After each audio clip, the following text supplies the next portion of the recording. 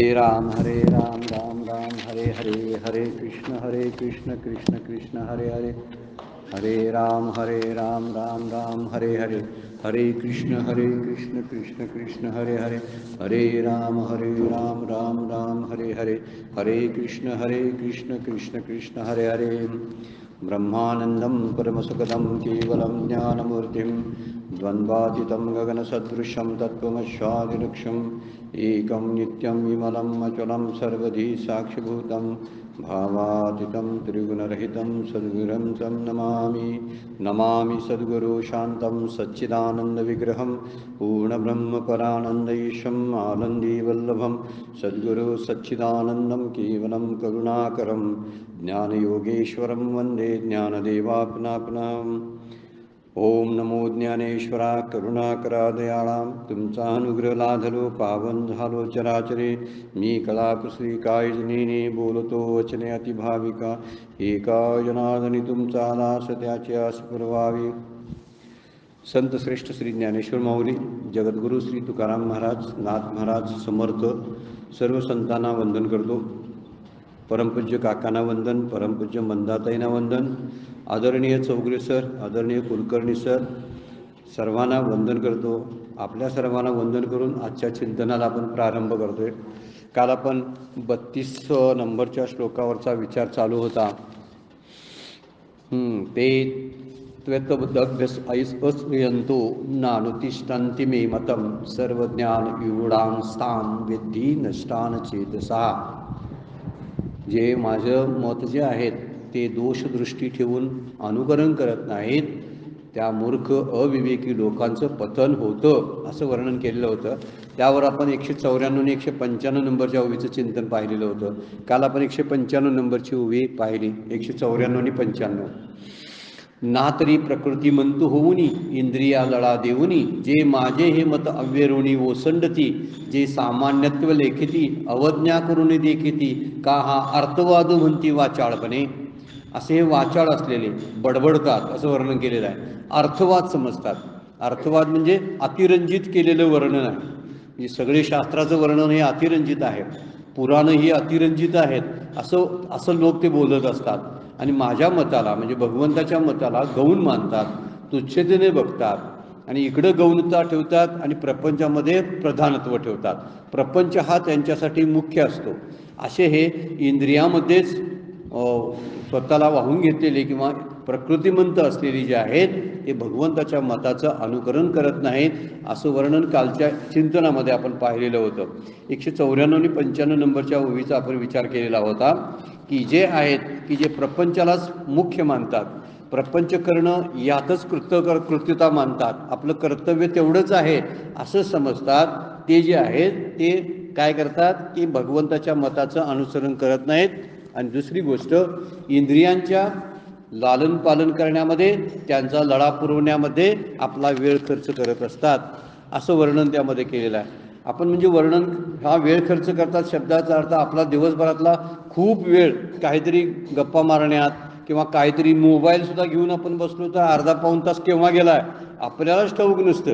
नाम घेताना किती वेळ गेला तेवढं मात्र माहीत असते, घड्याळाकडे लक्ष असते। नाम 9 वाजता चालू केलं आहे, आता 9:45 वाजले, पाऊण तास नाम झालं, पण मोबाईलवर नाही, मोबाईलवर माहीत पण नाही, घड्याळाकडे बघत पण नाही आपण। इतकं घड्याळाकडे न बघता जर ते कार्य करतोय तसंच कार्य नामाच्या बाबतीत व्हायला पाहिजे। जेवढं मोबाईलमध्ये गुंतून आपण काळ वेळ नाम उच्चारिता नाही, दोन्ही पक्षपाही उद्धरती असं माऊली बोलतात। म्हणजे काळ वेळाचा ज्यावेळी भान असतं ना त्यावेळी नाम व्यवस्थित होत नाही असा त्याचा मुख्य अर्थ आहे। त्यामुळे मानतात कशाला, प्रपंचाला मुख्य मानतात आणि इकडं गौणत्व देतात। मुख्य मानतात हे कशावरून समजतं, त्यामध्ये इतके रममान होतात की त्यांना दुसऱ्या कुणीतरी बोलवल्याचं सुद्धा भान नसतं, ते ज्यामध्ये रममान होतात त्याला ते मुख्य मानतात। खरी गोष्ट ती आहे बरं का। मुख्य कशाला म्हणतात, एखाद्याच्या स्वभावावरून कसं ओळखायचं, ज्याला ज्यामध्ये जास्त अधिक इंटरेस्ट असतो ना त्यावेळी समजायचं की याला हे जास्त आवडतं किंवा ह्यामध्ये ते जास्त रममान होत असतात।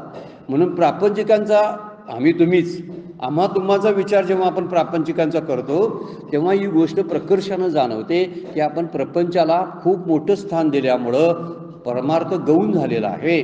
म्हणजे त्याला म्हणतोय आपण परमार्थ कुपोषित झालाय. परमपूज्य काका म्हणतात कुपोषित झालेला आहे. म्हणजे त्याला जे काहीतरी ग्लुकोज घालायला पाहिजे ना, ते घातलंच जात नाही. त्या बाळाचं संगोपनच होत नाही परमार्थ रूपी बाळाचं. आणि हा प्रपंचरूपी राक्षस मात्र असा कसा चोकावलेला आहे. त्याला खाद्य आपण सगळ्या बाजूनं पुरवतो, त्याला पुष्टदृष्ट करायला लागलो आणि परत तोच माझ्या अंगावर या लागलाय. म्हणून मी काय म्हणतो, ह्याला एवढा आवरा. का आवरा? मीच त्याला मोठा केलाय ना. आवरायचा कोणी आता आवरायचा? आपणच त्याला मोठा केलेलं असतं. आणि त्यामुळं तो जर आता अंगावर या लागला आणि चढाई करायला लागला तर आता श्रीगुरूंना हाक मारायला लागते. मग असेही काही लोक आहेत की जे प्रपंच मोठा झाला माझ्यावर दांडगाई करायला लागला, श्रीगुरू तुम्ही बघून घ्या आता याच्याकडे, असे म्हणणारे पण आहेत. त्यांना भक्त म्हणायचे. ते सगळ्यांनाच तो दांडगाई करतो. पण काही जण म्हणतात करू दे, त्याच्यावर जर राहूया नरमाईनं. बघा, त्याचंच मानूया, त्याच्या अधीन होतात. म्हणजे तो राक्षस रूपी प्रपंच आहे ना, ते म्हणतात एवढा दादागिरी करतोय, राहू तिकडं. आपण एखादं पोरगं घरामध्ये वृद्धत्व असताना पोरं दादागिरी करतात, त्यावेळी काय त्यांना सोडून कुठे जाता येते? म्हणून आपण म्हणतो बोलू दे बिचारा, बोल काय बोलायचं ते, खरं मी तुझ्याजवळच राहणार, कसं म्हणतोय आपण. तसा प्रकार प्रपंचाच्या बाबतीमध्ये आपला होतो. काय म्हणायचं ते करायचा दंगा तू कर बाबा, माझी झोप रोज घालवतोस. प्रपंचच घालवतोय ना झोप, दुसरं कोण घालवतोय आपली झोप? आणि ही प्रपंचाच्या आसक्ती म्हणजे हा राक्षस आहे. या असा दांडगाई करतो. त्यावेळी भक्त काय करतो की मला आता तू सांभाळ. रामाला विनंती करतो, भगवान श्रीकृष्णाला विनंती करतो, श्रीगुरूंना विनंती करतो तो भक्त, आणि म्हणतो यातून मला सांभाळ. जरी ही अशी गोष्ट घडली तरी माऊली काय म्हणतात, जे असे माझं मत मानत नाहीत ते काय करतात तर इंद्रियाला लढा देतात, प्रकृतिमंत होतात. आणि दुसरी गोष्ट त्यामध्ये माझं मत हे अतिरंजित आहे, ते पटण्यासारखं नाही, त्यामुळे त्याला गौणत्व देऊन दुर्लक्षित करतात. ही भगवंताची म्हणजे शास्त्राची मतं. शास्त्राचं मत हेच भगवंताचं मत आहे. त्याला सतशास्त्र म्हटलेलं आहे. शास्त्र म्हणजे आणि काय विचार करायला लागते, पाठीमागे सत शब्द वापरायला लागतोय म्हणजे ते बरोबर होते. जे परंपरेनं, वेदांच्या परंपरेनं, वेदांतातून बाहेर आलेलं अद्वैत जे तत्वज्ञान आहे ते सतशास्त्र म्हणून मानलेलं आहे. आणि त्या सतशास्त्राचा ते अव्यर करतात, त्यांना अतिरंजित मानतात, अर्थवाद म्हणतात, आणि म्हणून तिकडं डोळेझाक करतात, गौणत्व देतात. असं कालच्या चिंतनामध्ये आपण पाहिलेलं होतं. परत तशाच ओव्या आणखीन टाकलेल्या आहेत माऊलींनी. बघा, ते मोह मदिरा भुलले, विषय विखे घारले, अज्ञान पंखी बुडाले, निभ्रांत मानी. ती कशी असतात माणसं बघा. मोह, ते मोह मदिरा भुलले. मदिरा कसली आहे? मोहाची आहे.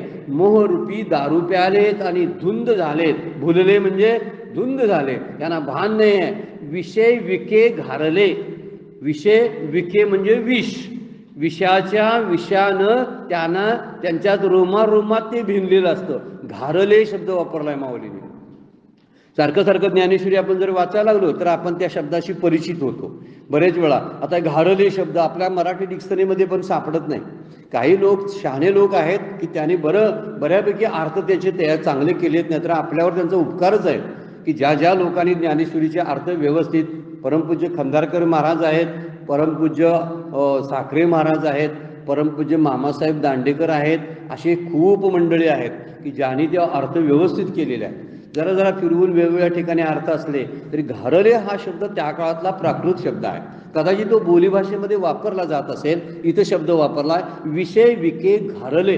घारले म्हणजे ते विष जे आहे विषयांचं, त्यांच्या रोमात भिनलेलं असतं. अज्ञान पंखी बुडाले. पंखी शब्द आहे चिखल. पंखी म्हणजे काय? चिखल. अज्ञान रूपी चिखलामध्ये पूर्ण बुडतात असे निभ्रांत मानी. तू खात्रीपूर्वक लक्षातच घे. निभ्रांत म्हणजे त्याच्याबद्दल शंकाच नाही. खात्रीपूर्वक मी सांगतो, हे मोहमदिरानं, विषय विखानं आणि अज्ञान पंखानं बाद झालेले असतात. 3 शब्द वापरलेले आहेत. एक मोह वापरला, एक विषयाचं विष वापरलेलं आहे, आणि तिसरा अज्ञानाचा चिखल. मोहाची दारू, विषयाचं विष आणि अज्ञानाचा चिखल, असे 3 शब्द वापरलेले आहेत. तिन्ही शब्द फार त्रासदायक आहेत, घातक आहेत जीवासाठी. जरी चिखल म्हटलं तर त्यात रुतणं आलंच, मदिरा म्हटलं तर त्यात बेभान होणं आलंच, आणि तिसरी गोष्ट एक वापरली विषय विक. विक म्हणजे विष आहे, आणि या विषामध्ये मरण आहे. या सगळ्या गोष्टीचा विचार जर केला तर ही माणसं यामध्ये सतत रममान असतात, मोहानं अशी ग्रस्त झालेली असतात. जे दिसल ते हवं वाटायला लागतं, जे दिसल ते माझ्या संसारासाठी उपयोगच आहे असंच वाटायला लागतं. हे माझ्या उपयोगाचंच आहे, मला हे पाहिजे, कदाचित गरज लागेल म्हणून ती साठवण करून ठेवत असतात, संग्रह करत असतात, घरामध्ये गोळा करून वस्तू आणत असतात. बाहेर फिरायला तरी माणसं सुद्धा खेडेमुळे सुद्धा रस्त्याचे उचलून घेऊन येतात. कशाला आणला आजोबा? अरे कुठंतरी लागेल आपल्याला खेळा, मग विकत आणायचा त्यावेळी. अशी घरं सुद्धा भरलेली आहेत, पोटमाळे तुडूंब भरलेले आहेत. ज्यावेळी कुठंतरी दसरा सण वगैरे नवरात्री येतात, आपण झाडायला जातो, त्यावेळी कळतं की 2 वर्षापूर्वी कशाला मी आणून ठेवलं होतं, याचा उपयोगच काय झाला नाही. असा संग्रह इतका असतो की आत्ता जे सायकॉलॉजिस्ट सांगतात, ज्यांनी ऑब्झर्वेशन केलेलं आहे, माणसांच्या संसाराचा अभ्यास केलेला आहे, ते म्हणतात आपल्या प्रपंचातल्या 70% वस्तू आपण वापरत नाही, फक्त 30%च वस्तू वापरतो. आणि त्या उरलेल्या वस्तू तशाच पडून असतात, कधीतरी वापरता येईल म्हणून आपण आणलेलं असतं बघा, कधीतरी वापरता येईल. आणि अशा खूप गोष्टी असतात. आहे टोस्टर आणून ठेवलेला आहे, त्याच्यावर पाव भाजायचे, कधी पाहुणं आल्यावर आता लेकनी जावाई आल्यावर बघूया त्यावेळी ते मग काढायचं, जरा धुळा जाडा त्याच्यावर जरा बिस्किट बनवूया. काय बरेच दिवस झालं टोस्टर बाहेर काढला नाही, किती दिवसानं, पण आणून ठेवलेला होता, मात्र लागतोय मला म्हणून. आणि या जंजाळामध्ये आणि या पसारामध्ये मला देव आठवत नाही, त्यातली खरी गोष्ट आठवत नाही.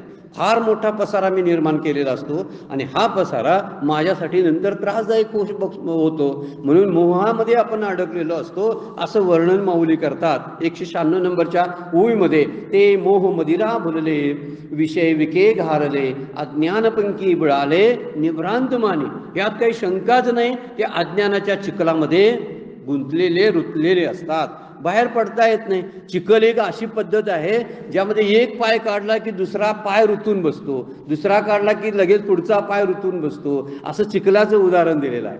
विषाचं सुद्धा उदाहरण तसंच आहे. आणि सगळ्यात वाईट विष कोणतं असेल तर शास्त्रानं सांगितलेलं विषयाचं विष.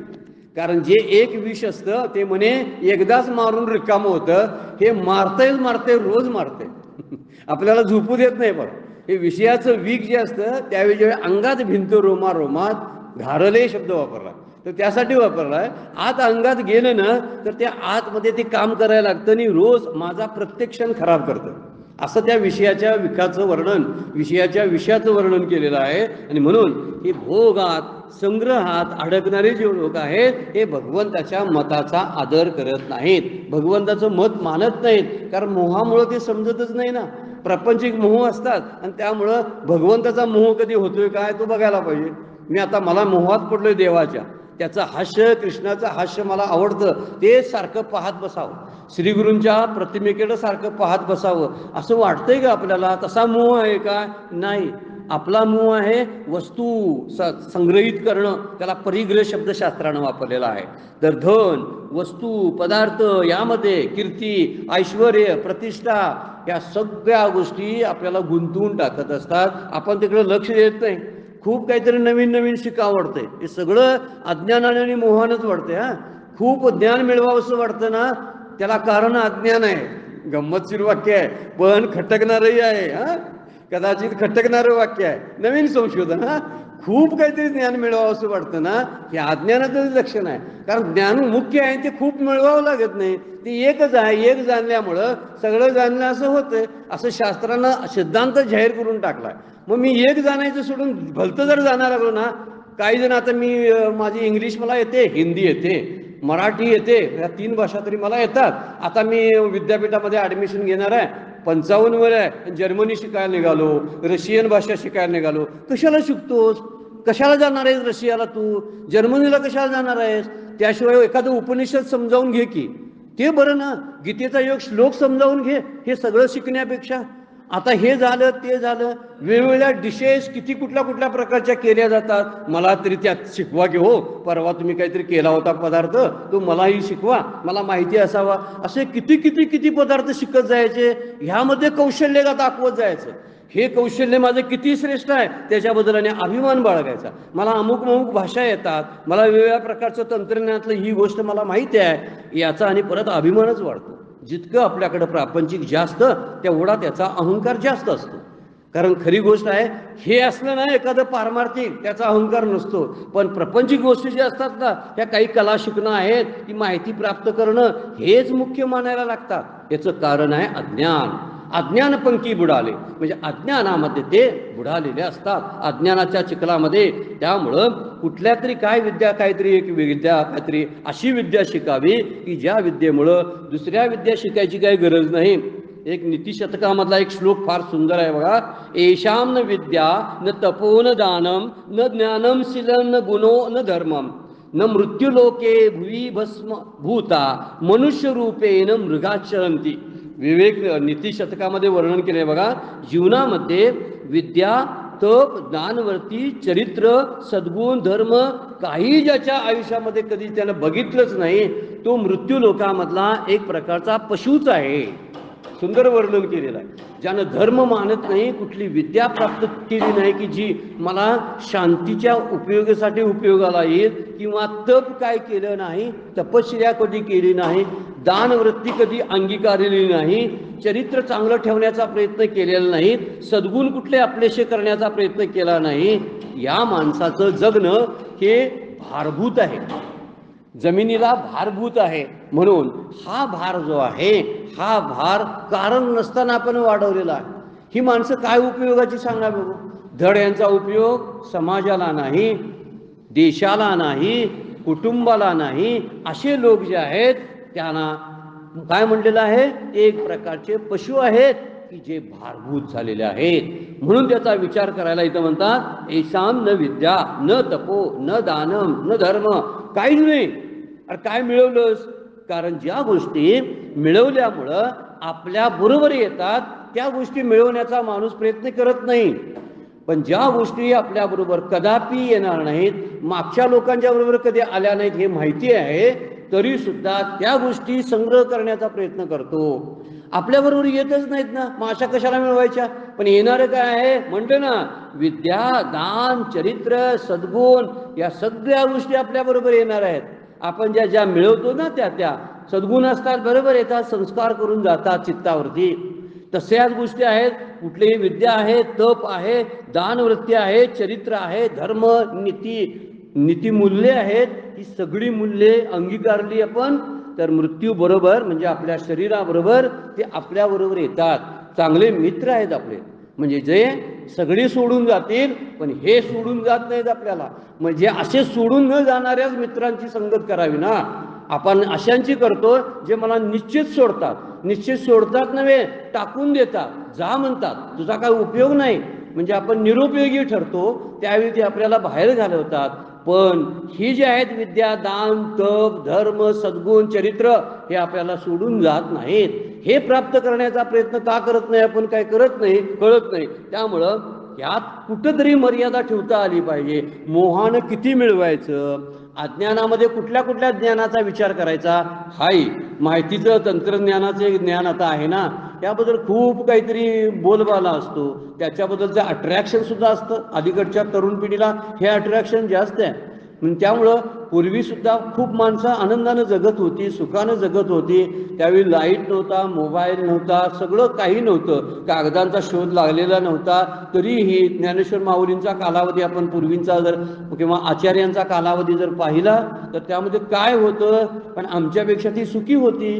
म्हणजे आम्ही काय केलं हा प्रश्नाने आहे आणि आपण त्याला प्रगती नाव देतो. यासाठी सावध होणं गरजेचं आहे की ते मोह मदिरा भुलले विषय विके घारले, या विषयामध्ये इतके अडकून बसलेले असतात की त्यांना प्रमाण कळत नाही केवढं काहीतरी करायला पाहिजे. मला वाटते 6व्या अध्यायामध्ये आहाराचं महत्त्व सांगताना माऊलींनी, गीतेचा एक श्लोक आहे बघा, माऊलींची ओवे आहेत, आहार तरी सेविजे परी युक्तीची नि मापे मविजे क्रिया जात आचरिजे तयाची स्थिती. म्हणजे प्रमाणात सगळं माणसानं करावं. विषयाबद्दलच्या ओढी असतात, मोह असतो, पण त्या मोहामुळं सगळंच हवंसं वाटतं आणि तो सगळं हवंसं वाटणं हे घातक आहे. हे वर्णन माऊली सांगतात. आहार तरी सेविजे, आहार केवढा घ्यावा तर परी युक्तीची नि मापे मविजे. पूर्वी म्हणायचेत ना ते, मुठभरच हातात जेवढं मुंदळीत मावेल तेवढीच भिक्षा घ्यायची लोक पूर्वी. आता हा मुद्दा आता जरी लागू पडत नसला तरी केवढं खावं की जेवढं आपल्या शरीराचं स्वास्थ्य टिकून राहील एवढंच खाल्लं पाहिजे. ज्यावेळी आपण ज्यावेळी खातो. क्रिया जात आचरिजे तयाची या स्थिती. आणि आपल्या क्रिया ज्या असतात कर्मसुद्धा कसे असावेत तसंच. म्हणजे चालणं बोलणं सुद्धा वर्ण म्हणलंय, मितला बोली चालीजे बोलीजे मितलिया पाऊली चालीजे निद्रीही मानू दिजे अवसरे एक. म्हणजे जेवढं मोजकंच बोलावं, मोजकंच चालावं, मोजकीच झोप घ्यावी, हे वर्णन जे केलेलं आहे 6व्या अध्यायामध्ये वास्तविक योगस्थितीचं वर्णन आहे, पण ते आपल्याला लागू आहे. आपल्या शरीर स्वास्थ्यासाठी गरज आहे. मोहानं आपल्यात वरती परिणाम होतो आणि हे विषयाचं विष कधी आपल्या अंगामध्ये भिनलंय काय कळतच नाही. वर्णन करतात विवेक चूडामणीमध्ये मध्ये फार सुंदर श्लोक आहे बघा. म्हणजे पंचविषय जे असतात ना हे भोग मर्यादेनं घेतले पाहिजेत. आपण शब्द स्पर्श रूप रस गंध हे 5 विषय जे आहेत हे मर्यादेनं त्याचं सेवन आपण केलं पाहिजे. आपण टी व्ही बघायला लागलो तर हा डोळ्याचा विषय आहे, तर किती तास मी टी व्ही पाहिला आता बंद करायला पाहिजे. मोबाईलच्या स्क्रीनवर मी किती तास आहे हे पाहिलं पाहिजे, आता आपल्याला बंद करावं लागेल. हे समजणं फार गरजेचं आहे. म्हणजे ते प्रमाणात भोगणं आहे. जेव्हा प्रमाणात विषय भोगला जातो तेव्हा विषय त्रासदायक होत नाही, कारण तो गरजेचा पण असतो. प्रमाणातली झोप गरजेची आहे आणि प्रमाणातलंही जागणं सुद्धा गरजेचं आहे. जागणं सुद्धा प्रमाणात असावं आणि झोपणं सुद्धा प्रमाणात असावं, खाणं सुद्धा प्रमाणात असावं आणि उपवास सुद्धा प्रमाणात करावे. रोज उठलं सुटलं उपवासच जर करायला लागलो आपण आणि आपल्या शरीराला कारण नसताना त्रास द्यायला लागलो तरीही त्रासदायक आहे. आणि शरीराला गरज नसताना जर आत ढकलायला लागलो तर तेही त्रासदायक आहे.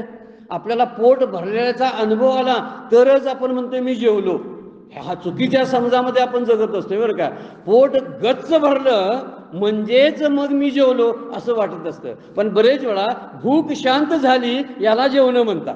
मग भूक शांत कुठल्या तरी एखाद्या पदार्थानं सुद्धा होऊ शकते.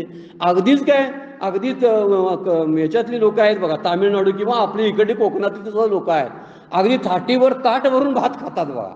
भात तेवढा खाला तरच त्यांना समाधान होते. पण उरलेले काही लोक आहेत ना 4 खजूर किंवा 4 बदाम खाऊन निवांत राहतील. त्यांना म्हणतात कशाला एवढं भाराभर खायचं बसायचं, त्याच्याविषयी एवढंच खायचं आणि गप्प बसायचं. फार सुंदर त्यांची व्यवस्था पण चांगली राहिली असते. याचा अर्थ असा आहे की प्रमाणात विषय भोगल्यामुळं त्रास होत नाही. शब्दाचा तसाच विषय आहे किंवा रूपाचा विषय तसाच आहे, गंधाचा फारसा संबंध येत नाही, पण स्पर्शाचा विषय तसाच आहे. हे 4 तरी विषय आहेत पंचविषय एकूण, पण हे सगळे कसे दंभवतात त्रास देतात याचं वर्णन विवेक चूडामणीमध्ये केलेलं आहे. काय म्हणतात बघा, शब्दादिवी पंचभिरेव पंच पंचत्वा मापू स्वगुणेन बद्धा कुरंग मातंग पतंग मिन भृंगा नरा पंचाभिरचित किम. प्रश्नाने पुढे विचारलाय वा किम म्हणून प्रश्न विचारलेला आहे की म्हणतात काय शब्दात हे 5 विषय आहेत आणि हे 5 विषय असतातच, त्यामुळं हा जीव बद्ध झालेला आहे. एक विषय बघितला कुरंग मातंग. कुरंग म्हणजे हरिण, मातंग म्हणजे हत्ती, पतंग पतंग म्हणजे आपण पतंग म्हणतो हा किडा, हा पतंग, मीन म्हणजे मासा आणि भृंगा म्हणजे भुंगा. हे 5चं वर्णन करून आचार्यांनी एक रूपक तयार केलंय आणि ते म्हणतात की हरिण हे ते हरिणाला पकडणारी जी लोक असतात ते एक सुंदर असं संगीत लावतात, म्युझिक लावतात आणि त्या म्युझिकाच्या नादामध्ये ते हरिण येऊन त्या सापड्यामध्ये बरोबर अडकत असतं. कुठं संगीत आहे ते ऐकत ऐकत ऐकत येतं, म्हणजे हा शब्दाचा विषय आहे. हरिण त्या विषयात भुलतं आणि त्यामध्ये जाऊन बसतं. मातंग म्हणजे हत्ती, हत्तीला पकडणारे जे लोक असतात ते एक मोठा खड्डा काढतात आणि त्या खड्ड्यामध्ये चिखलात त्या हत्तीनीला सोडतात. हत्तीनीला सोडलं की हत्ती तिला पाहून तिला भेटायसाठी त्या खड्ड्यामध्ये येतो आणि स्वतःला अडकून घेतो. त्यावेळी ते हत्तीला पकडून घेऊन जातात.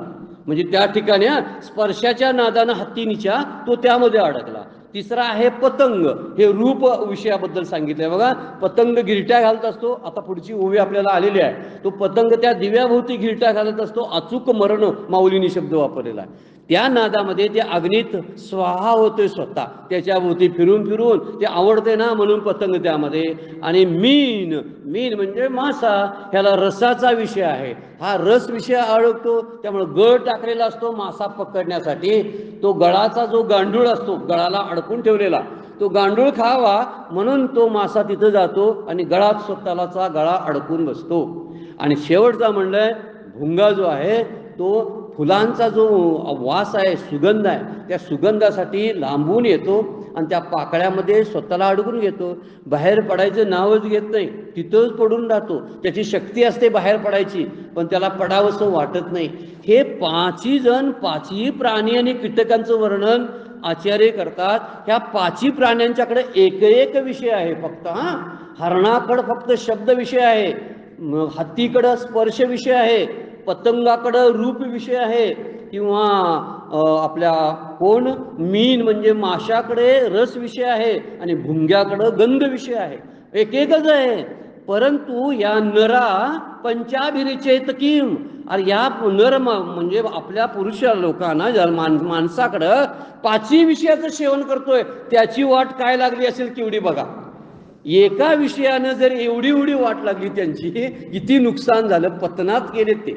हत्ती तसाच बुडाला, हरिण सापडलं तसंच सगळे, त्यामध्ये मासा सुद्धा अडकून स्वतःला गेला. एका एका विषयावर जर अशी स्थिती होते, तर पंचविषयाचं सेवन करणाऱ्या या मानव प्राण्याची स्थिती काय होत असेल. किम शब्द वापरलाय, काय स्थिती होत असेल त्याची, असं वर्णनाचार्य करतात. त्यामुळं हरिण शब्द हा नुसता हरिण हा उपाय जो वापरलाय, हरिण हा शब्द जो वापरलाय तो कोणत्या दृष्टीनं, तर फक्त शब्दाच्या दृष्टीनं. तिथं कान हा विषय आहे बघा.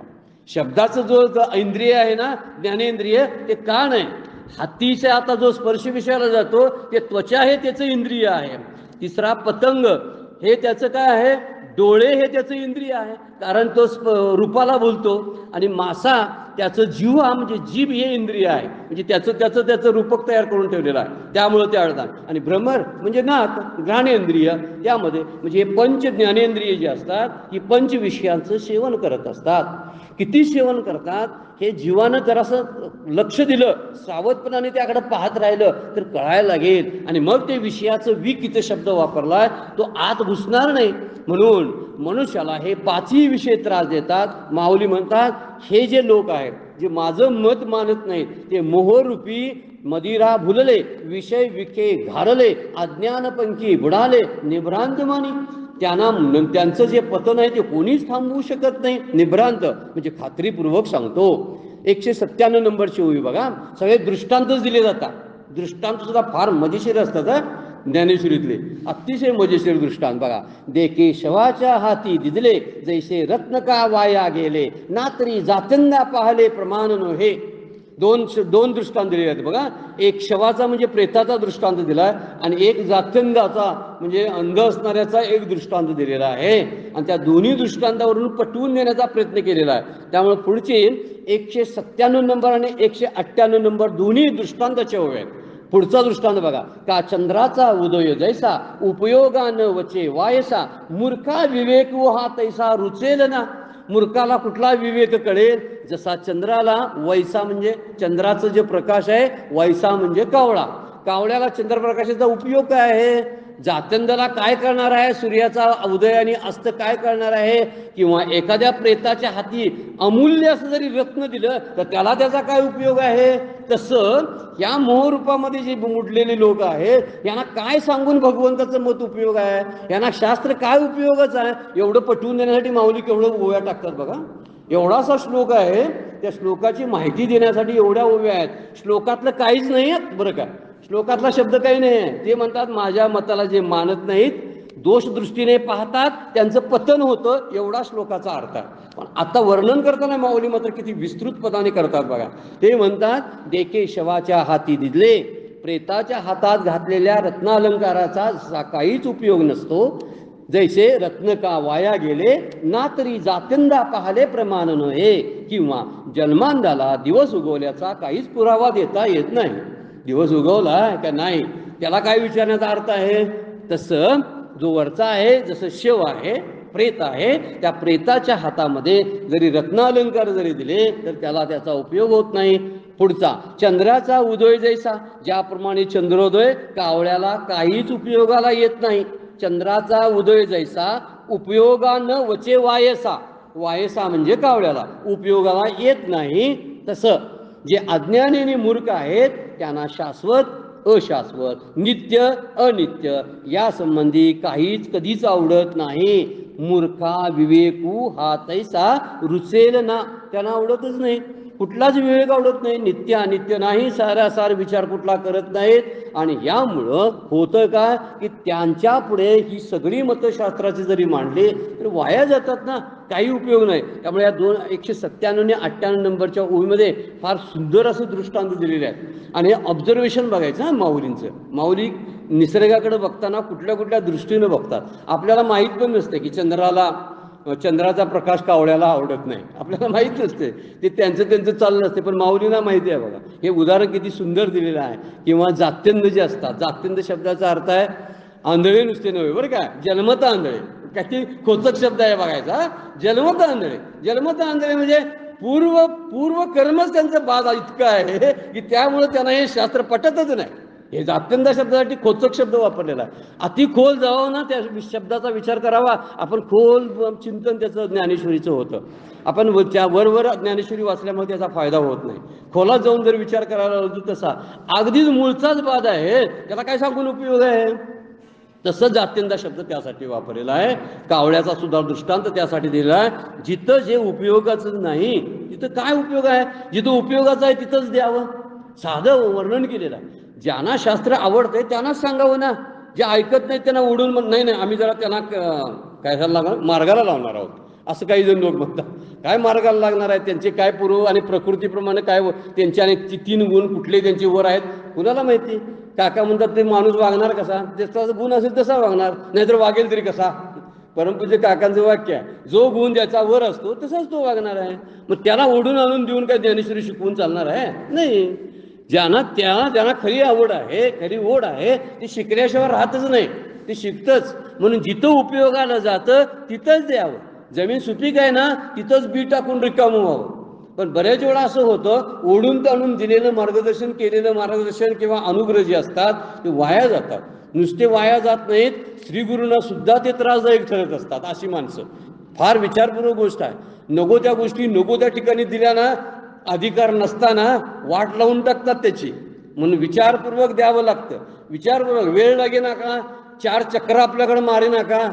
मला जराशी ओवी समजावून द्या किंवा मला हा श्लोक जरा उपनिषदाचा समजावून द्या. होय जरा आत्ता वेळ नाही, पुन्हा येतोस का, तर येतो. पुन्हा येतोय का बघूया. आला तर त्याला समजावून घ्यायचं आहे, नाही आला सहज विचारत होता, जाता जाता उगाच विचारायचं काय कसं काय. ते परमपूज्य खंदारकर महाराजांचं उदाहरण काका देतात ना, ती जाताना रेल्वेच्या डब्याच्या कडेला म्हणून विचारतोय ब्रह्म काय.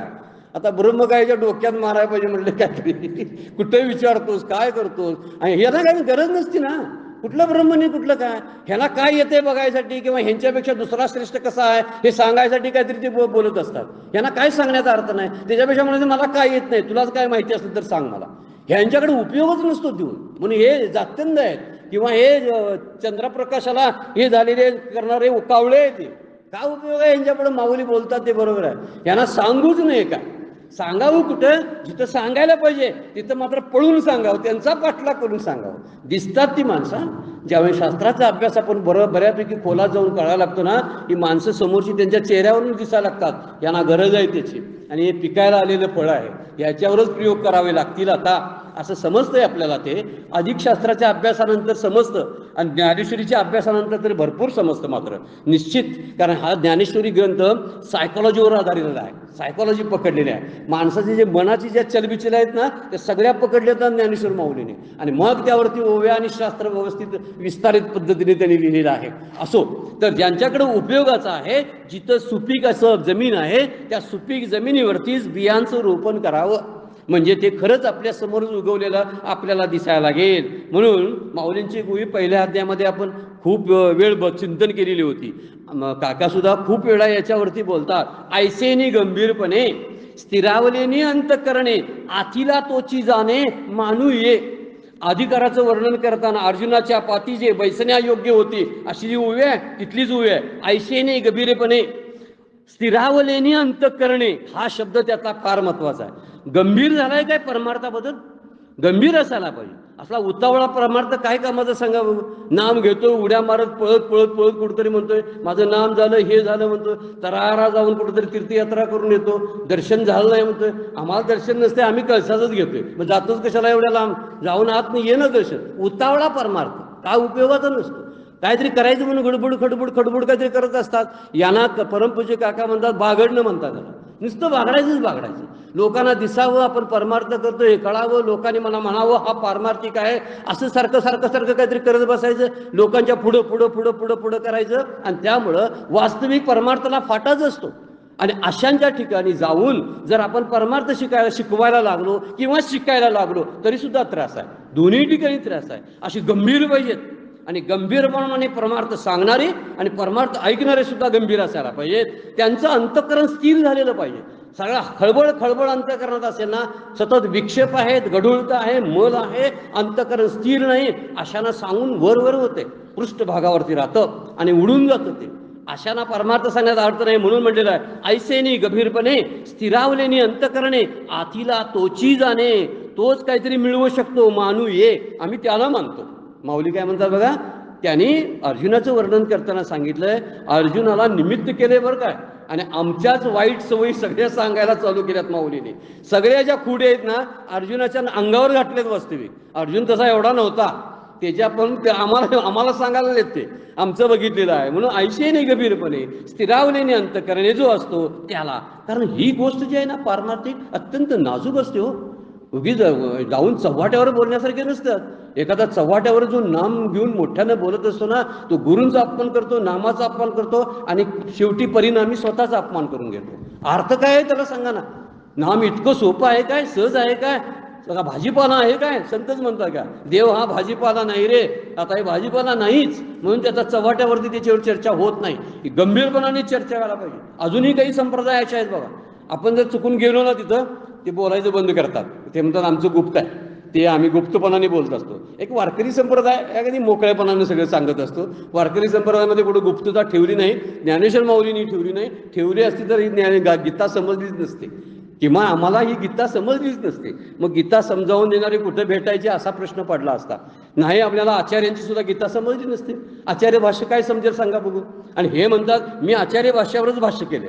कोण म्हणतात भाष्यकारा ते वाटे पुसतू, ज्ञानेश्वर माऊलींचीच उभी आहे. कोण भाष्यकार आहे, पहिले भाष्यकार आचार्य आहे, गीतेचे भाष्यकार आचार्य आहेत, आणि त्यांचं भाष्य बघून मी लिहिले ज्ञानेश्वरी असं म्हणतात. वास्तविक त्यांच्या भाषातलंही ह्यात काय नाही, ह्याच्यापेक्षा ह्यांचंच भाष्य वेगळं आहे.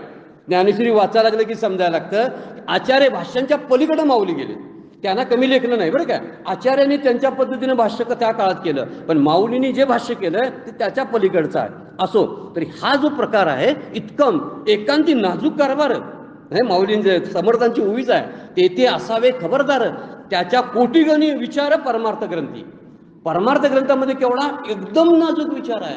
नाम घेतोय कुणालाही कळू नये, रात्रीचं कधी घेऊन झोपला बायकोला बी समजू नये की नाम घेऊन झोपला. हा आमचं काय साधन असते, नाम साधन आहे म्हणजे वाजत गाजत आपण नाम असते आपलं. आणि त्यामुळे हां आता जे काका बोलतात ना जाता येताचं नाम घेतलं पाहिजे मात्र.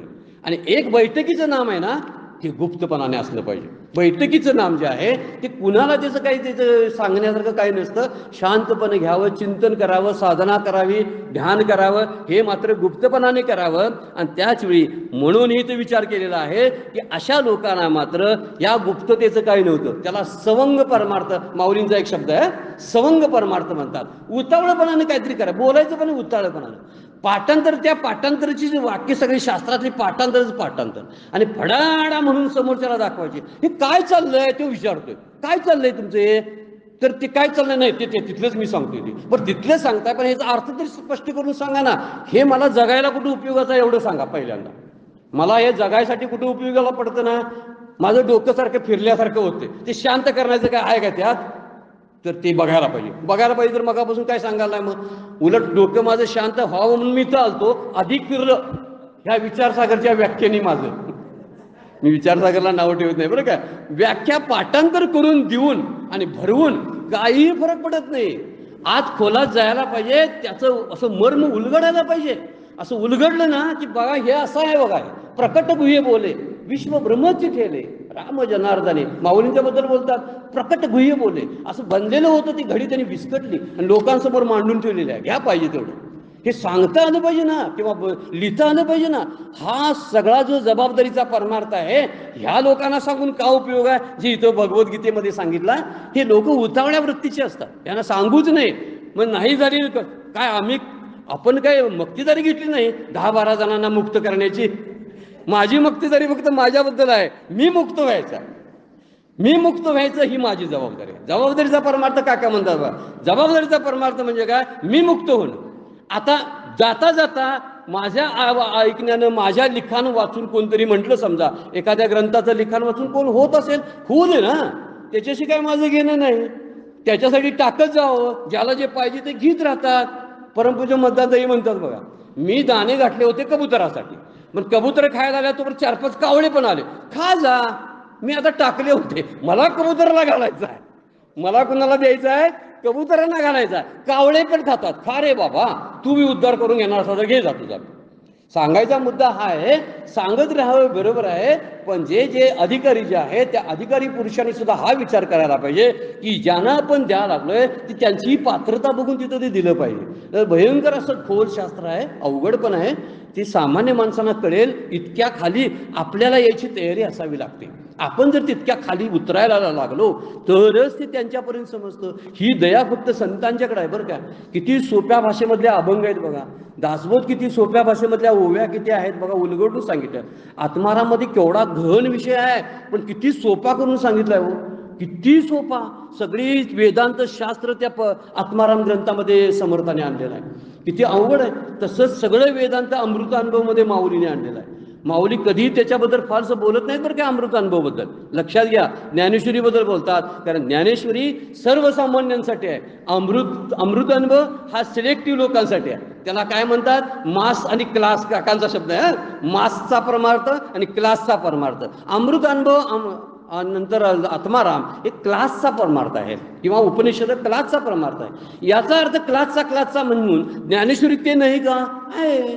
परवाच आपण चर्चा परमपूज्य मंदाताईंनी केली होती की ज्ञानेश्वरीच्या ओव्या आणि कुठल्या उपनिषदातल्या किती ओव्या कुठल्या लागू पडतात. सगळ्याच ओव्या उपनिषदातल्या सगळ्या सिद्धांतांना लागू पडतात. केवढे सिद्धांत आणलेत बघा. किती पुराणं यात ज्ञानेश्वरीमध्ये टाकली, सगळी पुराणं आणली. भागवत तरी खूप ठिकाणी टाकलेला आहे, विष्णू पुराण आहे, शिवपुराण आहे, कुठंतरी संदर्भ प्रत्येक ठिकाणी आहे. जर बोलायला लागलो आपण तर शिरायला लागते, तिकडं जायला लागते. एक वज्र जे आहे ना, हत्यार, जे वज्रापासून कठीण एक ओवी आली होती मागच्या वेळेस, ते वज्र म्हणजे काय बघायला मला एवढे 2-3 ग्रंथ बघायला लागले, कुठं वज्र आहे शब्द. ह्याने कुठलं आणलं का कुणाला माहिती. त्या दधीच्या ऋषीच्या हाडापासून एक शस्त्र तयार केलं होतं की तो कुठला वक्रासूर तो मरतच नव्हता, म्हणून इंद्राने त्यांना प्रार्थना केली की आम्हाला काहीतरी शस्त्र करून द्या. ते दधीचे म्हणले माझ्या हाडापासूनच ते शस्त्र तयार होतं, मी मरतो म्हणले आता. आणि त्यांनी समाधी लावून मरण पत्करलं आणि आपली हाडं दिली आणि त्याच्यापासून वज्रे मोठं कठीण असलेलं शस्त्र तयार केलं. किती संदर्भ आहेत बघा, यामध्ये संदर्भ सांगायचा. यासाठी हा विचार जो आहे तो प्रमुख लोकांचा जास्त विचार आहे. मागच्या वेळा सुद्धा आपण बघितलं की जे प्रमुख लोक आहेत, ज्ञानी म्हणून घेतलेले आहेत किंवा ज्ञानाचा अधिकार दिलेला आहे, त्यांना ज्ञानी म्हणून कोणतरी जाहीर केलेला आहे, त्यांनी सुद्धा जबाबदारीनं हा उतळपणा सांडून हे विचार करणं फार गरजेचं आहे. म्हणून ही मात्र काय करतात, यांना काय त्याच्याशी घेणं देणंच नसतं ना, त्यामुळं वैराग्य आणि काय आणि विवेक काय याचा काही संबंध नसतो. आणि वैराग्य नसेल आणि परमार्थ करत असेल काही अर्थ नाही त्याला, त्या परमार्थाला अर्थ नाही. काका म्हणतात जळो दे परमार्थ. काय करायचा तो परमार्थ? जिथं वैराग्याचे शिवण ते किती आणि विवेकाची भाषा न वळती, ते केवी पावते मज ईश्वरात, ते मूर्ख केवी पावते मज ईश्वरात. एक शब्द राहिला आणि माऊलींची सगळ्यात मोठी शिवी कोणती असेल तर मूर्ख. सगळ्यात मोठी शिव्या, याच्या पलीकडे त्यांना गावंडे मूर्ख एवढ्या शिव्या ते देतात, याच्या पलीकडे नाही. वेळ संपलेली आहे, अजून आपण बोलायचं राहिलंय, थांबूया आपण. 43 मिनिटं झालेली आहेत. आजच्या सेवेला विराम घेऊया. आजची सेवा सद्गुरूंच्या चरणी, भगवान ज्ञानेश्वरांच्या चरणी अर्पण करतो. पुंडलिक वरदारी विठ्ठल.